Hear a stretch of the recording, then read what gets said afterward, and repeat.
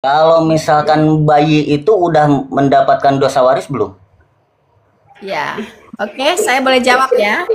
Ya, silakan. Boleh jawab, silakan mic-nya di mute dulu, biar suaranya bagus. Ya, terima kasih. Jadi Pak Putra menanyakan katanya tentang dosa waris ya. Dan maaf Pak Putra, saya katakan ya menurut Alkitab itu tidak ada dosa waris. Ya. Kristen tidak mengimani yang namanya dosa waris.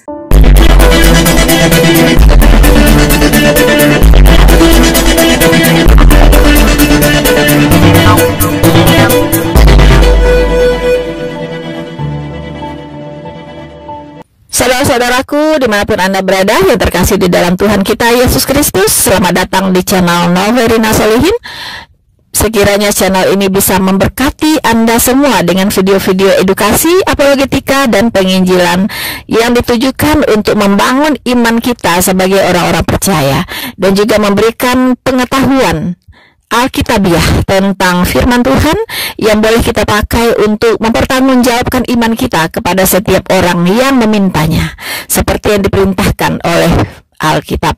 Mohon jangan Anda skip videonya, tontonlah video ini dari awal sampai selesai, supaya Anda mendapatkan informasi yang utuh tentang kebenaran yang disampaikan di dalam video ini. Teman-teman, Anda boleh memberkati channel ini dengan cara like, subscribe, dan Anda share link dari video ini ke semua orang yang Anda anggap harus juga mendengarkan kebenaran firman Tuhan ini. Dan mereka boleh terberkati, mereka boleh mengenal kebenaran, dan mereka boleh bertobat menerima Yesus Kristus sebagai Tuhan dan Juru Selamat mereka. Ya, jangan skip videonya. Dan juga untuk memberkati channel ini, jangan skip juga iklannya, teman-teman. Saudara-saudaraku yang terkasih di dalam Tuhan, jika Anda rindu untuk memberkati, mensupport, berbagi, ya, untuk mendukung pelayanan ini, silakan Anda masuk ke description, dan di situ ada rekening tujuan yang bisa Anda pakai untuk mensupport pelayanan ini.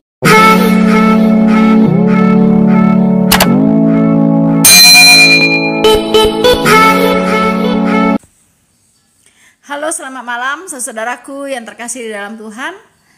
Bertemu kembali dengan saya Rina Solihin dalam berbincang-bincang bersama Murtadin. Ya, teman-teman, apa kabar semuanya? Semua sehat ya, teman-teman, dan tidak kurang satu apapun ya. Ya, pertama saya ingin menyapa dulu teman-teman yang sudah bergabung. Ya, saya ucapkan selamat datang, selamat bergabung untuk kemarin.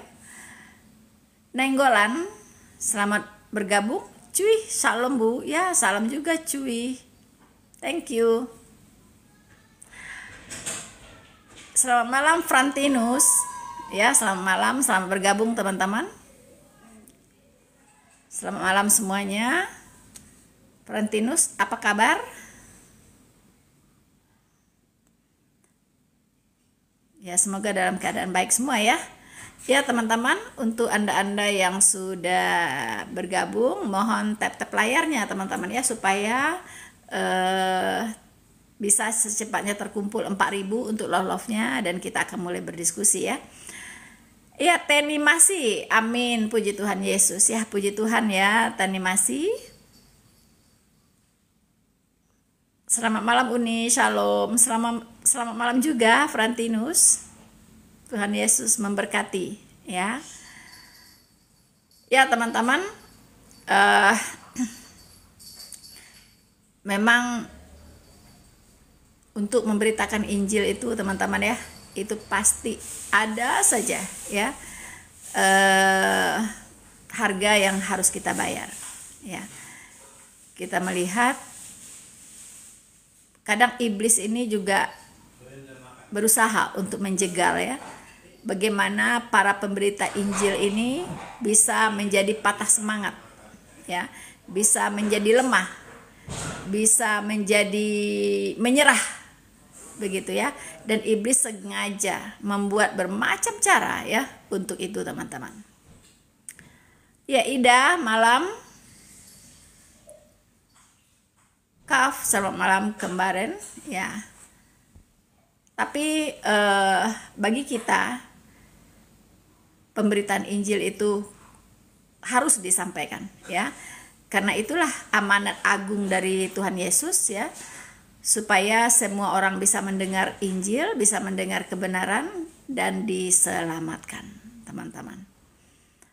Nah, kita bisa melihat, ya, bahwa orang-orang yang terpanggil untuk memberitakan Injil itu harus siap menderita, teman-teman, ya.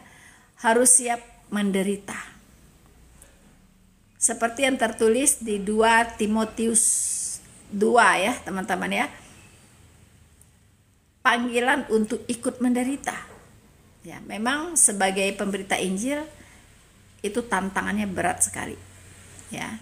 Iblis akan membuat banyak persoalan, ya, untuk mematahkan semangat para penginjil. Tetapi puji Tuhan, ya, Tuhan selalu memberikan keteguhan hati, memberikan kekuatan, ya.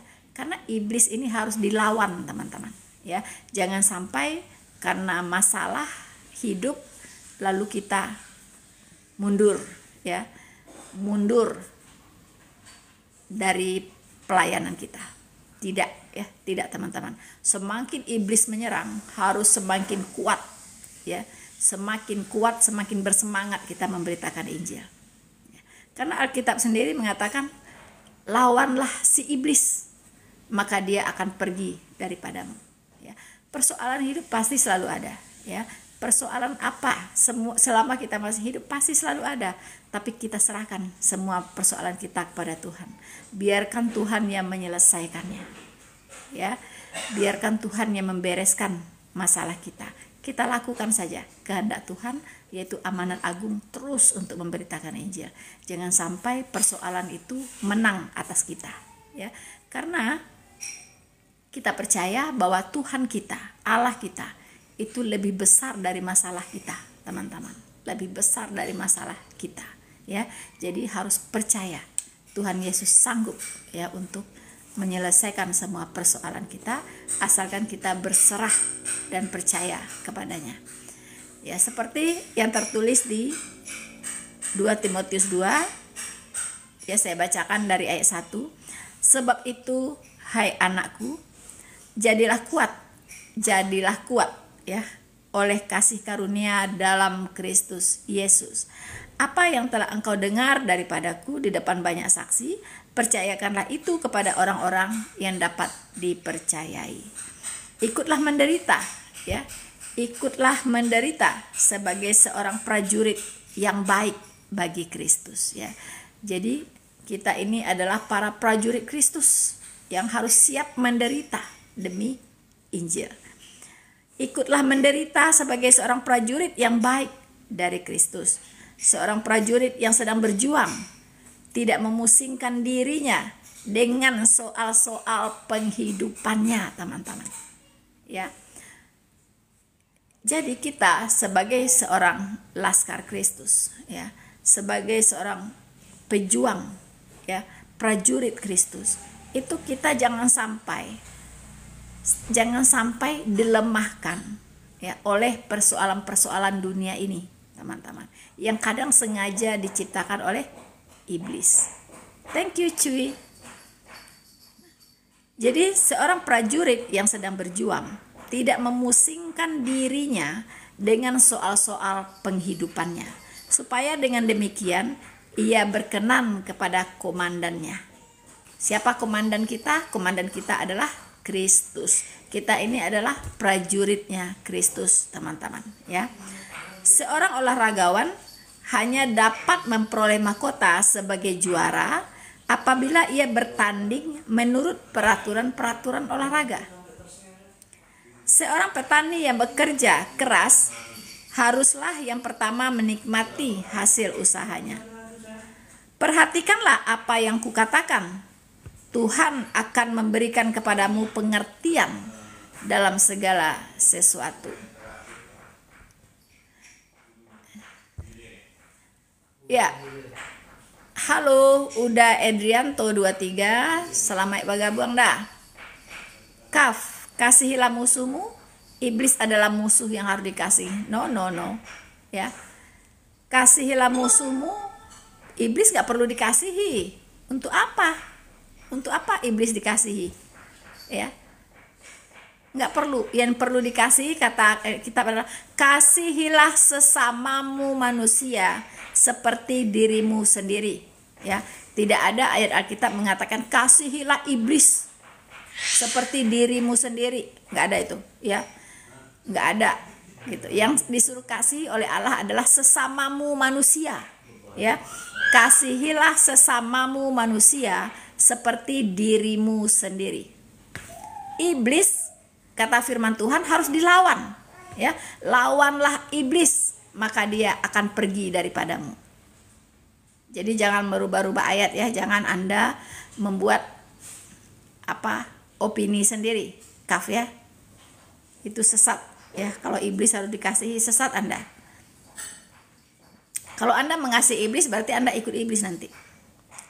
Ya, saya lanjutkan. Perhatikanlah apa yang kukatakan. Tuhan akan memberi kepadamu pengertian dalam segala sesuatu.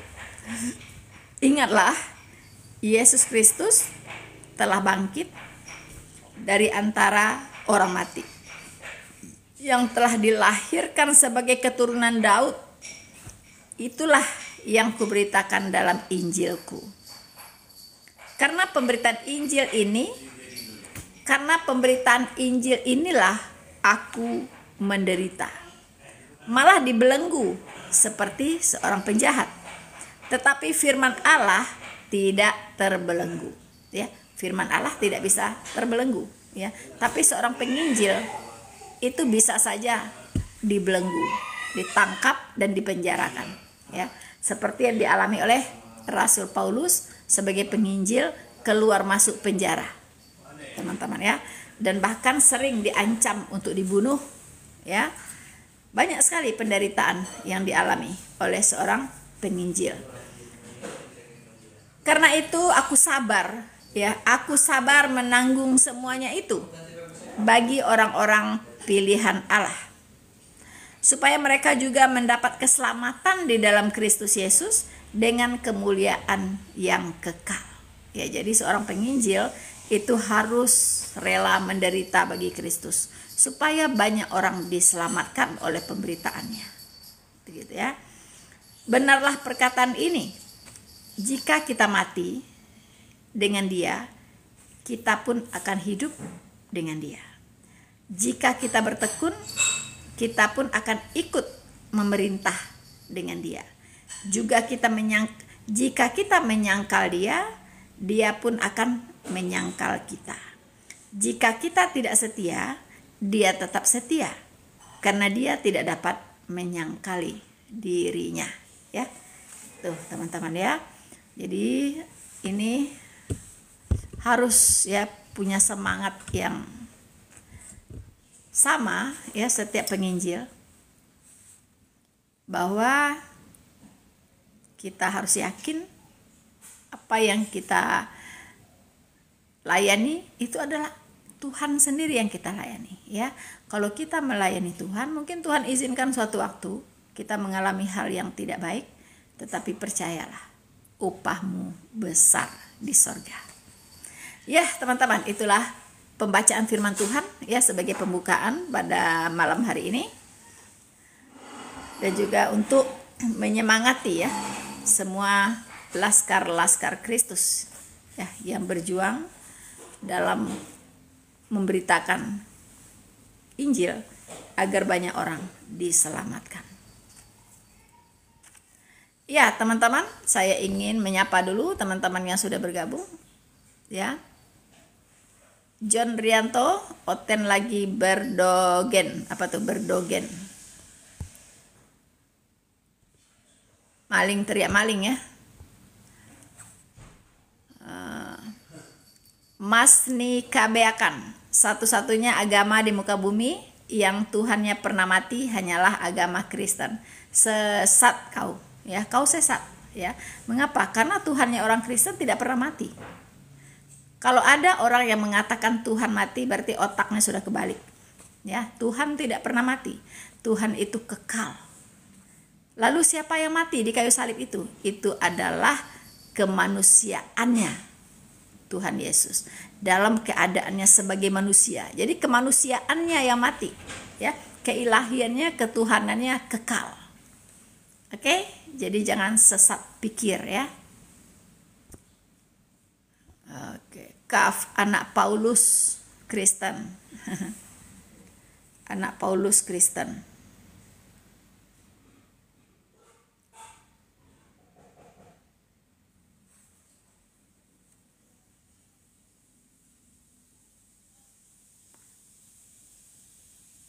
Rasul Paulus itu sedang mengajar, ya, mengajar jemaat, ya kan? Karena Rasul Paulus di mana-mana membuka jemaat, membangun jemaat. Dia menginjil, kemudian dia membangun jemaat di situ. Ketika dia dan Rasul Paulus juga punya murid, ya, dia juga punya murid-murid yang mendampinginya pada saat dia pelayanan. Seperti Timotius. Timotius ini adalah anak rohani dari Tuhan Yesus. Anak rohani dari Paulus, ya. Makanya kepada Timotius dia berkata anakku. Begitu ya. Paham? Kaf? Ya, saya paham sih. Anda kan nggak ngerti apa-apa ya. Jadi asbun.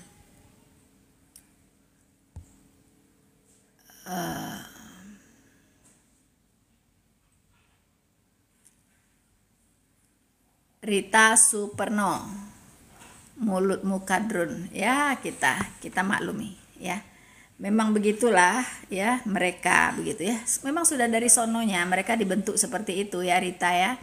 Jadi bagi kita sih tidak heran ya, bagaimana cara mereka bertutur kata, bagaimana cara mereka berpikir, bagaimana cara mereka berlogika, bagaimana cara mereka mengaitkan satu peristiwa dengan peristiwa lain, banyak yang nggak nyambung ya, harus kita pahami ya, karena mereka tidak punya roh yang menuntun mereka, tidak punya Roh Kudus yang menuntun mereka kepada seluruh kebenaran Allah, begitu ya. Nah, kita bisa lihat di sini, kita bisa baca ya tentang orang-orang seperti itu. Ya, di 2 Timotius 2 ayat 16 ya. Tetapi hindarilah omongan kosong ya. Omong kosong seperti tadi Tuhan mati, itu omong kosong, ya kan? Tetapi hindarilah omongan yang kosong dan yang tak suci, yang hanya menambah kefasikan. Jadi ini orang-orang fasik, tetapi dengan omongannya yang seperti itu, yang tidak masuk akal seperti itu ya, Tuhan mati, ya kan, itu menambah kefasikan mereka ya, hanya menambah kefasikan mereka. Perkataan mereka menjalar seperti penyakit kanker ya. Makanya kalau mereka mengeluarkan statement yang nggak benar tentang kekristenan, pemahaman yang tidak benar tentang kekristenan ya, lalu itu akan, perkataan mereka itu akan menjalar seperti penyakit kanker. Akhirnya mereka akan saya katakan pertanyaan musiman. Mereka akan punya pertanyaan musiman, ya kan? Nah, itu yang disebut di Alkitab adalah perkataan mereka menjalar kemana-mana. Semua ya kaum itu akan bertanya hal yang sama gitu ya. Karena omongan kosong itu mungkin bersumber dari satu orang, tetapi omongan kosong itu akan menjalar seperti penyakit kanker, begitu ya. Di antara mereka termasuk ya. Kemudian ayat 22, sebab itu jauhilah nafsu orang muda, kejarlah keadilan, kesetiaan, kasih dan damai bersama-sama dengan mereka yang berseru kepada Tuhan dengan hati yang murni ya. Hindarilah soal-soal yang dicari-cari. Hindarilah soal-soal yang dicari-cari, yang bodoh dan tidak layak. Engkau tahu bahwa soal-soal itu menimbulkan pertengkaran ya. Jadi soal-soal yang dibuat-buat itu, yang dicari-cari itu, ya kan, itu persoalan-persoalan bodoh yang menimbulkan pertengkaran. Oke. Nah, sementara kita itu diajarkan oleh Tuhan, ya, bahwa kita tidak boleh bertengkar, tetapi harus ramah terhadap semua orang. Harus ramah terhadap semua orang, ya. Dan harus cakap mengajar dan sabar, ya. Jadi harus cakap mengajar dan sabar terhadap semua orang. Nah, itu yang ditanamkan, ya, kepada kita anak-anak Tuhan. Dan dengan lemah lembut dapat menuntun orang yang suka melawan. Nah, ya. Di sini banyak nih komentar-komentar orang-orang yang suka melawan kebenaran maksudnya, ya. Sebab mungkin Tuhan memberikan kesempatan kepada mereka untuk bertobat dan memimpin mereka sehingga mereka mengenal kebenaran. Dan dengan demikian mereka menjadi sadar kembali karena terlepas dari jerat iblis yang telah mengikat mereka pada kehendaknya. Amin. Puji Tuhan. Oke.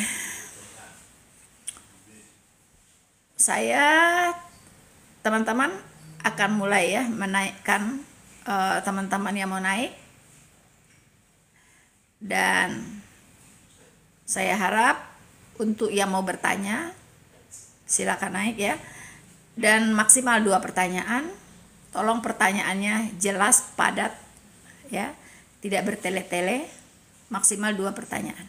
Dan on cam, ya, teman-teman, ya.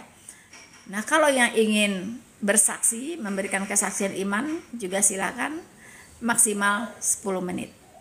Ya. Maksimal 10 menit supaya teman-teman yang lain juga bisa mendapatkan giliran, ya.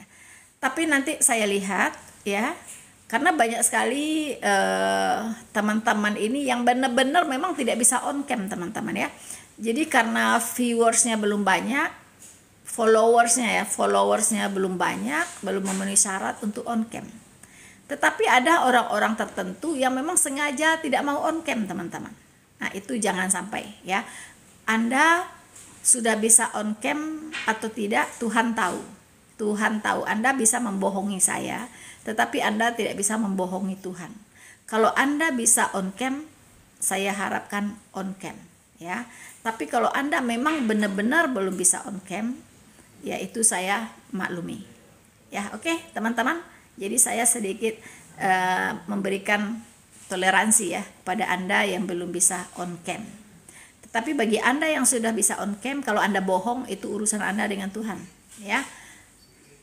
Karena Tuhan melihat dan tahu bahwa Anda berbohong. Oke.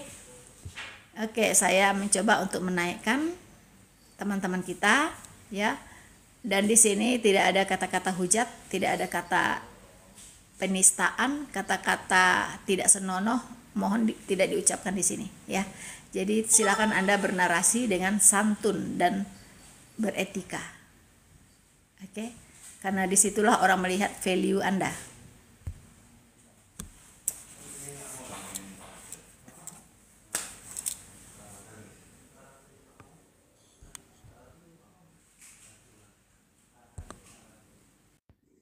Selamat malam, Putra. Selamat malam, host. Ya, Pak Putra, on cam dong. Iya. Please. Bentar. Oke.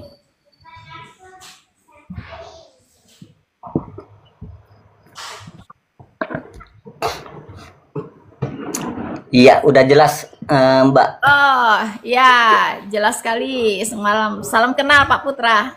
Salam kembali. Salam toleransi, Ibu. Salam toleransi, Pak. Ya, Pak Putra. Ada yang mau disampaikan atau mau ditanyakan? Silakan. Kayaknya ada yang mau saya tanyakan. Ya. Hal masalah penebusan dosa gitu kan. Dosa waris. Oke. Sebelumnya saya mau menanyakan di pemahaman Mbak Hos, kalau misalkan bayi itu udah mendapatkan dosa waris belum? Ya. Oke, saya boleh jawab, ya. Ya, silakan. Boleh jawab, silakan mic-nya di mute dulu. biar suaranya bagus. Ya, terima kasih. Jadi Pak Putra menanyakan katanya tentang dosa waris ya. Dan maaf Pak Putra, saya katakan ya menurut Alkitab itu tidak ada dosa waris. Ya. Kristen tidak mengimani yang namanya dosa waris, begitu. Lalu apa yang diwarisi? Gitu ya. Apa yang diwarisi? Yang diwarisi adalah 3 hal dari Adam ya. Bukan dosa Adam, tapi ada 3 hal dari Adam yang diwarisi. Pertama, posisi. Ya. Posisi. Ketika Adam belum jatuh ke dalam dosa, dia berada pada posisi orang-orang kudus, ya, atau orang-orang suci. Setelah dia jatuh ke dalam dosa, Adam dan Hawa ini, dia akhirnya berpindah kepada posisi orang-orang berdosa. Ya. Jadi orang berdosa ini, ya, ini adalah posisi Adam ketika dia sudah jatuh ke dalam dosa. Nah, kemudian yang kedua yang diwarisi adalah hati. Sebelumnya Adam dan Hawa ini punya hati orang kudus. Setelah dia jatuh ke dalam dosa, akhirnya dia punya hati orang berdosa, yaitu hati yang cenderung berbuat dosa. Kemudian yang ketiga, karakter. Tadinya Adam sebelum jatuh ke dalam dosa dengan Hawa punya karakter yang kudus. Setelah dia jatuh ke dalam dosa, dia mempunyai karakter orang berdosa. Nah, 3 posisi ini yang kita warisi, yaitu dia posisinya sebagai orang berdosa, hatinya sebagai orang berdosa, dan karakternya, karakter orang berdosa. Ya. Nah, ini, tapi dosa Adam apakah kita warisi? Tidak. Ya. Adam berkewajiban menyelesaikan dosanya sendiri. Kita tidak mewarisi dosanya Adam. Oke. Kemudian Bapak tadi, maaf Pak, tadi Bapak bertanya tentang anak. Iya. Apakah anak itu ketika dilahirkan sudah mewarisi dosa? Ya kan? Nah, itu saat tadi sudah saya ralat bahwa kita keturunan Adam tidak mewarisi dosa Adam. Tetapi bayi itu mewarisi 3 hal ini. Posisi orang berdosa, hati orang berdosa, dan karakter orang berdosa. Buktinya apa? Ketika Bapak melihat, Bapak punya anak, Pak? Punya anak? Punya putra? Punya. Nah, coba Bapak perhatikan putra Bapak atau putri Bapak. Apakah Bapak pernah mengajarkan anak kecil, anak Bapak mungkin usia 2 tahun, 3 tahun, 4 tahun, untuk nakal? Pasti tidak. Iya. Ya kan? Apakah Bapak mengajarkan mungkin dia mengambil mainan temannya atau mencuri uang ibunya gitu kan? Nah, itu tidak perlu diajarkan. Atau dia melawan orang tuanya gitu. Ketika disuruh apa, dia bilang, nggak mau. Ya kan? Disuruh yang baik nggak mau. Nah, itu kenapa dia bisa sendiri? Kenapa tidak Jadi, perlu maaf host, menurut host itu kalau bayi itu udah berdosa apa belum? tidak berdosa? Tidak berdosa. Nah, terus tujuannya Yesus turun ke dunia menyerahkan nyawanya untuk menebus manusia dari dosa yang mana itu? Dosa yaitu ketika manusia ini sudah dalam posisi bisa membedakan yang baik dan yang buruk, bisa menerima kebenaran, bisa percaya dengan sepenuh hati, bisa membedakan mana dosa, mana tidak dosa, atau di Islam dibilangnya akhir balik. Ya, ketika anak ini sudah akhir balik, dia dianggap sudah bisa diminta pertanggungjawaban akan dosa dia. Jadi tujuan Yesus turun ke dunia itu untuk menebus manusia dari dosa itu, dosa yang setelah dilakukan kita dewasa gitu. Iya, sejak dia bisa mengenal dosa dan mengenal kebenaran, ya. Jadi dia sudah bisa dimintai pertanggungjawaban akan perbuatan dosa dia. Nah, itu. Jadi dosanya orang ini sebelum dia, misalnya waktu dia masih bayi, ya. Jadi tidak ada kata istilahkan dosa waris. Tidak ada dosa waris di dalam kekristenan. Oh gitu. Soalnya gini, host ya. Begini, Sering Pak.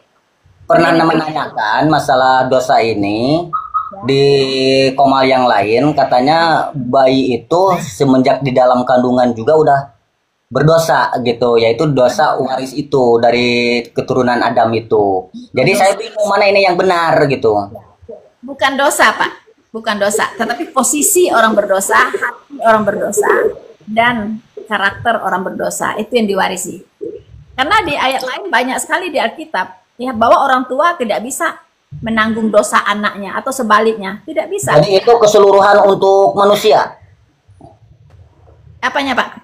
Ya, penebusan Yesus itu keseluruhan untuk manusia. Iya. Tuhan Yesus mati di kayu salib itu untuk semua orang, untuk seluruh umat manusia, ya. Oke. Pertanyaannya nanti, ya, siapa yang bisa menerima penebusan itu? Yaitu hanya orang-orang yang mau percaya kepada Dia. Oke. Jadi gini, host ya. Yesus turun ke dunia menyerahkan nyawanya untuk menebus dosa manusia dari dosa, gitu kan? Ya, yang percaya kepadanya. Ya, yang saya tanyakan, terus siapa yang menebus dosa Yesus? Yesus tidak berdosa, Pak. Kemanusiaannya. Kan itu kan Kemanusiaannya juga tidak berdosa, Pak. Dia terlahir ke dunia ini menjadi manusia kudus. kan di situ udah jelas kan bahwa Yesus menyerahkan nyawanya itu kan untuk menebus manusia dari dosa. Ya. Berarti semua manusia itu berdosa awalnya. Iya, semua manusia pasti berdosa. Nah, yang saya tanyakan, Kecuali anak-anak belum ya, dipanggil. yang saya tanyakan tentang kemanusiaan Yesusnya ini. Otomatis Yesus itu kan manusia. Ya. Ya, otomatis yang namanya manusia itu kan tadi udah mempunyai dosa tuh. Nah, terus siapa yang menebus dosa Yesus itu? Kemanusiaan. Harus di mute dulu, Pak, mic-nya. Boleh. Oke. Jadi Alkitab jelas mengatakan bahwa Yesus, ya, manusia Yesus ini hanya satu bedanya dengan kita, yaitu tidak tersentuh dosa. Karena dia pada hakikatnya juga adalah Allah yang Maha Kudus, ya. Satu sisi dia manusia sejati, satu sisi dia Allah yang sejati. Bukannya tadi host sendiri menjelaskan bahwa semua manusia itu kan berdosa, termasuk Yesus kan? Yesus juga kan manusia. Begini, manusia Yesus dengan kita beda, Pak. Bedanya di mana? Pertama, dia terlahir bukan dari apa? Dari benih manusia. Itu yang pertama. Dia adalah firman Allah yang menjadi manusia. Jadi ini menjadi manusia apa? Manusia yang suci, manusia yang kudus. Karena apa? Karena yang bisa menebus manusia yang lain itu hanya manusia yang kudus. Manusia berdosa tidak bisa menebus manusia berdosa lainnya. Itu harus kita. Berarti faktanya di situ tidak manusia tidak berdosa semua berarti. Buktinya Yesus sendiri kan tidak berdosa. Hanya Yesus satu-satunya manusia yang tidak berdosa, hanya Yesus. Oke host, clear ya. Mengerti pemahaman host seperti itu. Kita lanjut host. Tadi host sebentar, Pak. Karena Yesus, saya clearkan dulu. Yesus tidak seperti manusia kita, ya. Manusia kita beda hakikatnya dengan manusia Yesus. Dia adalah firman Allah yang menjadi manusia. Kita bukan firman Allah, ya. Kita Oke host. Ya. Tadi kan host menjelaskan bahwa Yesus itu adalah firman yang menjadi manusia, gitu kan? Ya. Terus Yesus itu menyampaikan firman yang mana lagi kepada umatnya? Di dalam Yohanes 17 ayat 8 coba host dibacakan. Coba. Berapa? Yohanes 17 ayat 8. Yohanes 17. Ayat 8. Bapak ada Alkitab di situ? Enggak ada. Ini kebetulan lagi istirahat nih, jam kerja. Oh, kerja malam nih. Iya. Yohanes 17 ya? Ya, ayat 8. Ayat 8. Oke. Ya, sebab segala firman yang engkau sampaikan kepadaku telah kusampaikan kepada mereka, dan mereka telah menerimanya. Mereka tahu benar-benar bahwa aku datang daripadamu, dan mereka percaya bahwa engkaulah yang telah mengutus aku. Amin. Yang dipertanyakan apa? Pertanyaannya yang disampaikan Yesus firman yang mana lagi? Sedangkan Yesus sendiri kan itu firmannya Bapa yang menjadi manusia. Sedangkan Yesus berkata seperti itu, telah menyampaikan firman lagi gitu. Itu firman yang mana itu? Jadi gini Pak, kita Kan, harus tahu. maaf bos, di situ kan orang-orang Kristen selalu mengatakan firman yang hidup. Ya, firman Nah, ya. firman yang hidup. Nah, yang nggak habis pikir saya, terus itu firman mana lagi yang disampaikan sama Yesus itu, firman Bapak itu. Lagi ya. Sekarang Ya. saya mau balik Bapak. Ya. Bapak ada nggak ketemu ayat? Bapak baca Alkitab, Pak? Baca Alkitab kan? Jarang. Baca Alkitab. Nah, jadi gini, sejauh saya membaca Alkitab, Pak ya, itu tidak pernah saya menemukan ayat Bapa ini berfirman kepada Yesus. Itu nggak pernah ada di sini. Tapi kan buktinya itu kan Yesus berkata seperti itu. Dia telah menyampaikan firman yang disampaikan kepada dia telah menyampaikan kepada umatnya, gitu kan? Nah, yang saya tanyakan, firman Bapa yang mana lagi yang disampaikan sama Yesus itu, sedangkan Yesus adalah firman Bapa yang menjadi manusia. Ya, itu yang saya mau jelaskan. Bisa di mic-nya bisa di itu dulu Pak ya, di mic. Oke. Jadi justru itu yang mau saya jelaskan, ya. Karena kalau kita tidak paham perkataan Yesus, akhirnya akan menyimpulkan seperti Bapak, bertanya seperti Bapak, firman yang mana ya? Ya. Nggak ada satupun ayat di Alkitab ini, ya, di mana Bapa berfirman kepada Yesus, nggak ada. Lalu mengapa Yesus berkata seperti ini? Seolah-olah dia mendengar firman dari Bapa dulu, kemudian baru dia sampaikan. Ya, sementara di sisi lain, faktanya kan di Alkitab tertulis kan seperti itu. ya Pak, sebentar Pak, saya jelaskan dulu ya. Sementara di ayat lain itu Tuhan Yesus banyak sekali berkata, firmanku.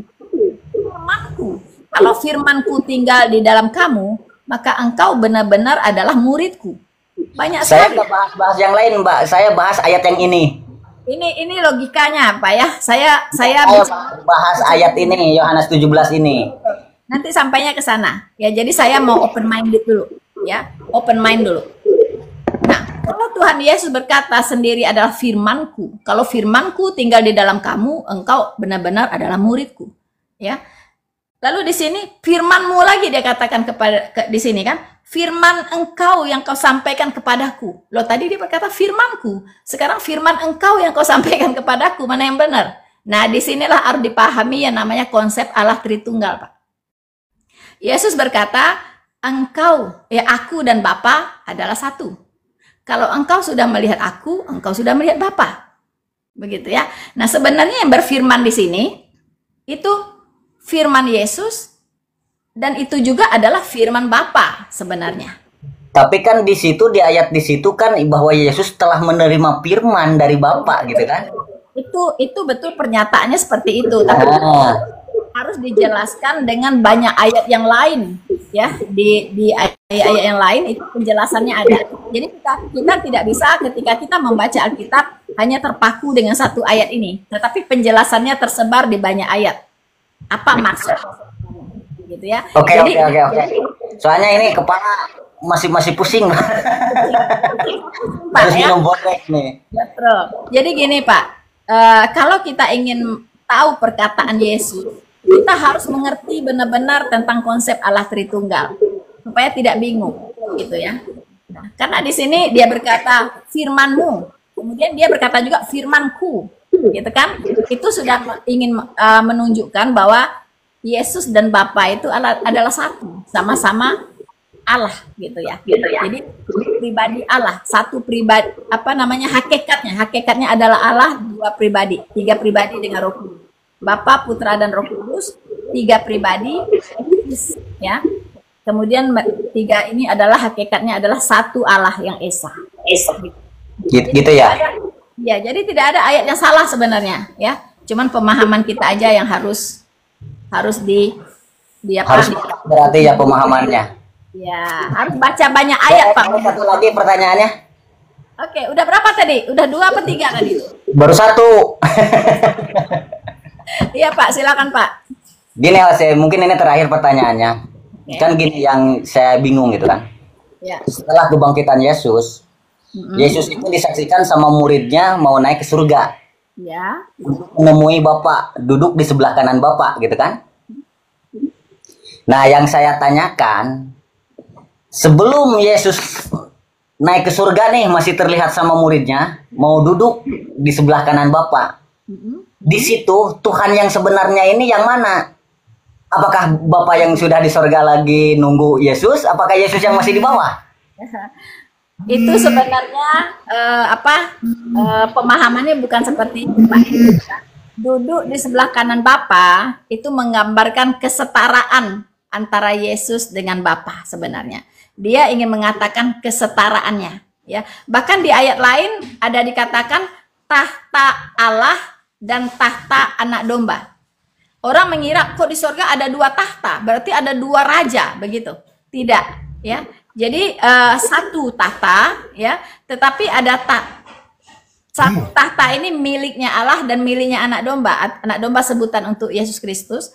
Ini sebenarnya satu hakikatnya, begitu. Jadi di surga itu hanya 1 tahta, ya, dan rajanya adalah Yesus Kristus. Kalau maaf Host ya, kalau seandainya 1 tahta bahwa Yesus itu adalah Bapa itu sendiri, Ya. seharusnya di situ kalau semenjak misalkan Yesus udah nyampe ke sorga, nggak mungkin gitu kan, duduk di sebelah kanannya. Seharusnya menyatu gitu. Saya tidak mengatakan Yesus adalah Bapa itu sendiri, itu salah, ya. Pribadi Yesus itu satu dari pribadi Allah Tritunggal, pribadi kedua. Bapa pribadi pertama, Roh Kudus pribadi ketiga. Mereka itu bisa dibedakan, tapi tidak bisa dipisahkan. Satu hakikatnya.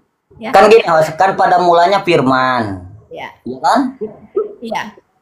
Pada mulanya firman itu ada apa? Bersama-sama dengan Bapa. Bapa itu adalah kan firman. Bukan Bapa, Pak. Allah, bedakan, Pak. Gitu kan? Pada mulanya adalah firman, ya.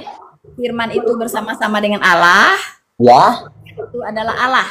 Ya, yang telah menjadi manusia. Menjadi manusia.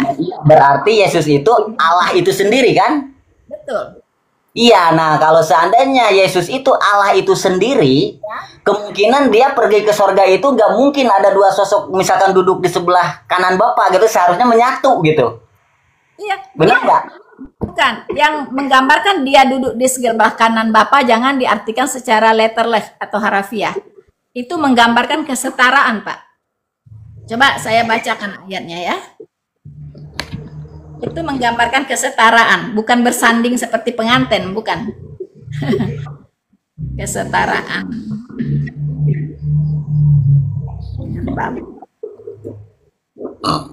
Oke, sebentar.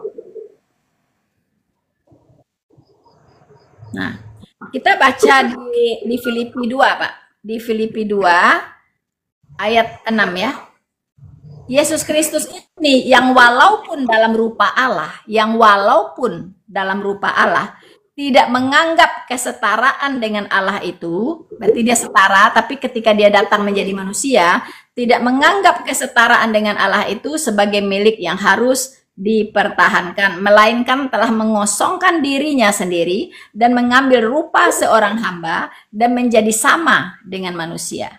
Nah, dan dalam keadaannya sebagai manusia, ya, ia telah merendahkan dirinya dan taat sampai mati, bahkan sampai mati di kayu salib. Jadi mati dalam keadaannya sebagai manusia, ya.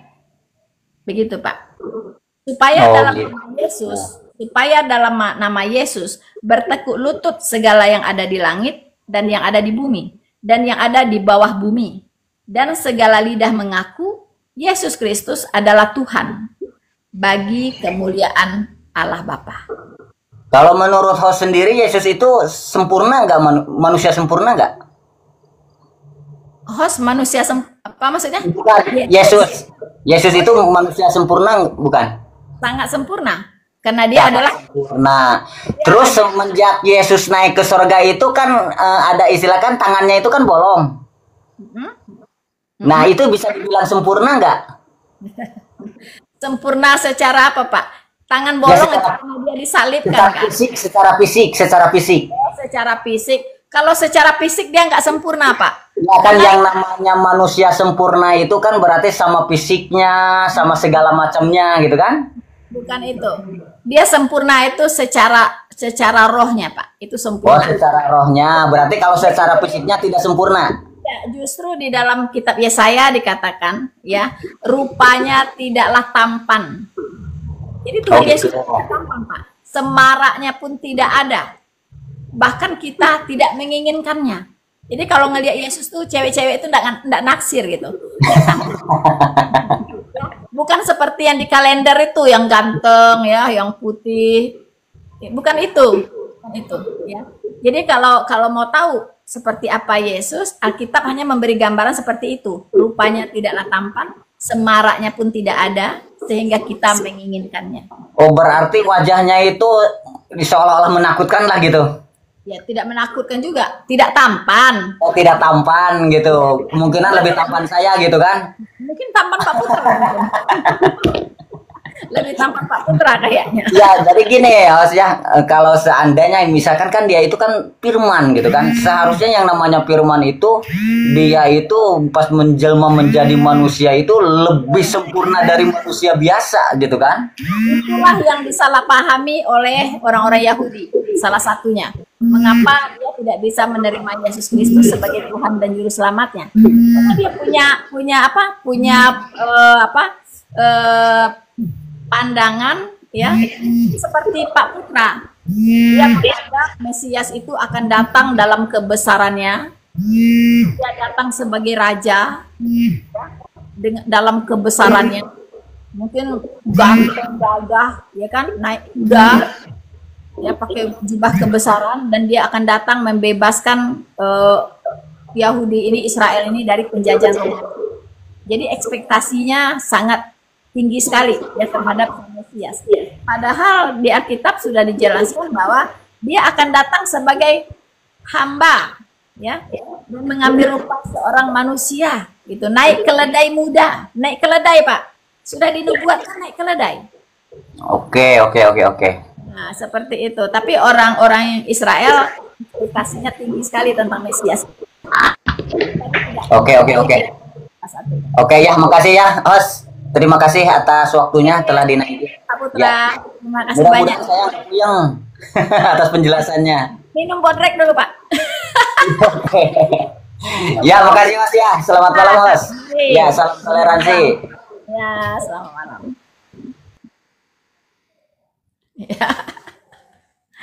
Ya, kalau dijelaskan puyeng gitu ya teman-teman, ya harus ambil bodrek ya, atau ini apa namanya, minum kopi hitam yang pekat gitu ya.